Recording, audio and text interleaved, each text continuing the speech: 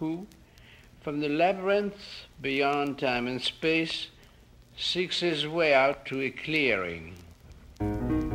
Who, from the labyrinth beyond time and space, seeks his way out to a clearing. Australians love to shop. Last year we spent $20 billion on it, and this is our mecca, the modern shopping centre.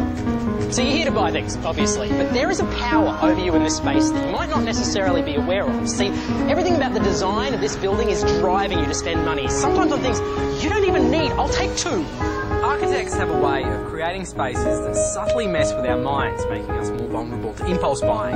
It's a practice called scripted disorientation, and the moment it works on you is called the Gruen transfer. There's a multi-billion-dollar industry that thinks, plans, tests, observes and designs every inch of this place. And it all starts here, the entrance, the decompression zone. Now take a moment to look around. There's nothing to see, there's nothing to look at, there's nothing to buy. It's because they know that you need a few seconds to acclimatise when you come in the door to get into that proper money-spending mode. Once you're into the mall proper, the disorientation techniques kick in. The most obvious things to look out for are, number one, there are no clocks in here. Number two, you rarely ever see the outside world clearly from the inside. They're both classic methods for skewing your perception of time. Next, the lighting and colour schemes are both harsh and bright. The floor is tiled and reflective, which also means it's loud in here with that music and people talking and kids yelling. All of it designed to make you yearn for the relative comfort of a store.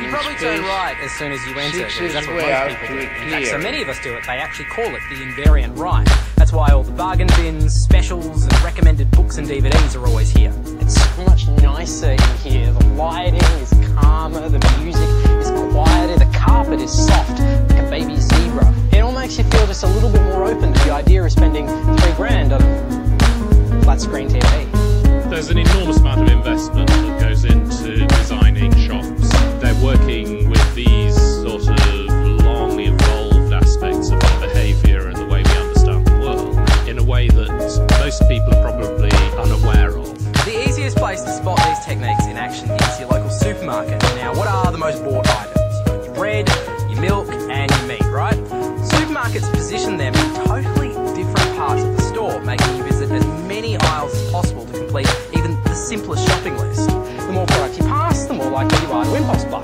Ooh, space physics. But the true grand wizard of consumer manipulation is without a doubt IKEA.